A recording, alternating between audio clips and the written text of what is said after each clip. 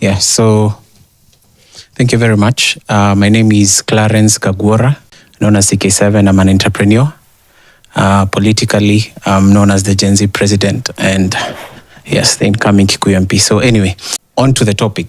I'd say that there are two things that have stood out from this conversation, and I think everyone in the room agrees. One is goodwill, two is justice.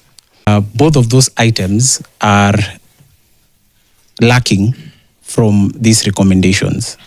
And in terms of paper, the recommendations are well, and you can see KNHCR is well represented. But I'm very disappointed that IPOA didn't show up, because I think they were the ones that would really have wanted in the room today. Because when you're talking about justice and accountability, the first thing is police reforms and prosecutions. And this is supposed to be carried out by the IPOA.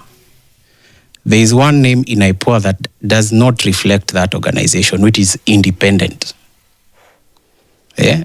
You know, it needs to be Independent Police Oversight Authority. And I feel that is lacking, because IPOA, that is one of the institutions that needs to be changed from there, because it needs to investigate, identify, and produce the state actors and security personnel that acted unlawfully in terms of excessive or unlawful force to the demonstrators, right? Secondly, we also have the aspect of non-monetary repatriations away from the 2 billion. If at all the 2 billion will be given. Let's begin from there. So the first thing is, when you're talking about that, is there legal protection for peaceful protesters in the country? Because protest will always be there. There's never a day people will agree 100% with everything the government does. And the citizens need to be assured that there is legal protection for them if at all they exercise their right to demonstrate. Also, in terms of the non-monetary repatriations part, we have to have clarity on the right to demonstrate. Because as you've seen, I don't think when the constitution was being made, they made a provision for goons.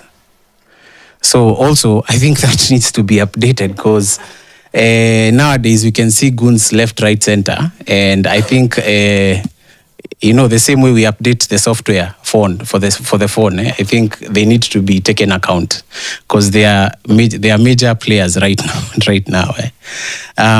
Also, thirdly, I'd want official recognition for the youths who lost their lives, not as criminals, but as heroes, because those are the people that showed up and paid the ultimate price. We can equate them to the Mau Mau who fought for independence. And lastly, I'd urge institutional actors like the Law Society of Kenya to kindly stand up for the victims, because I think those are the institutions that are left that we as Kenyans can count on to fight for the rights of Kenyans. So I'd urge kindly the government take this seriously, because we as the youths are in a state of despair. I don't even know whether to apologize to Rex's parents, because it's a really sad state of affairs. I wouldn't say I understand it, because, you know, it's only them who are in that position. But I'd urge them, as Wakili amesema pale, call them to State House. Doesn't even have to be televised. I think that's one of the things. If the president sits with them in a room, together with that panel of experts, I think that will be the best decision, so that they hear from them. Okay. Yes, so thank you very much.